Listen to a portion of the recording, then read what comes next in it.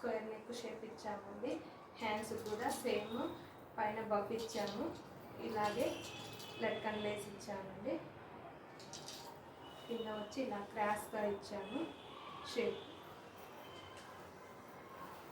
Back neck ఇలా star shape ఇచ్చామండి. Tassels కానీ చాలా డిఫరెంట్గా చేశాము.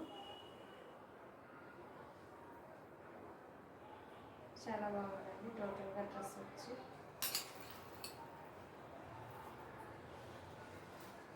ఇది ఫ్రాక్ అండి. నారాయణపేట శారీతో కస్టమర్ కావాలన్నారు.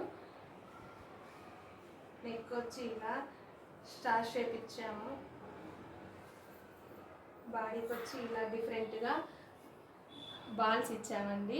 బాల్స్కి చిన్నగా రింగ్ ఇచ్చాము. బాల్ రింగ్ చాలా ఫినిషింగ్ చూడండి, చాలా బాగుంది, చాలా బాగా వచ్చింది. హ్యాండ్ ఇలా బార్డర్ యూజ్ చేసి బఫ్ ఇచ్చాము.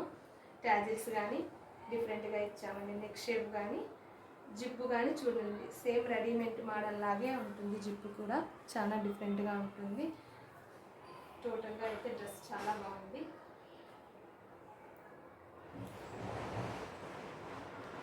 బ్లౌజ్ కలరే యూజ్ చేసాం. థ్రెడ్ కానీ బాగా వచ్చింది చూడండి ఫినిషింగ్. స్కాలప్ కానీ బ్లౌజ్ కూడా ఇలా ప్రిన్సెస్ కట్ లీఫ్ షేప్ ఇచ్చామండి. ఫ్రంట్ బ్యాక్ వచ్చి బోట్ ఇచ్చాము.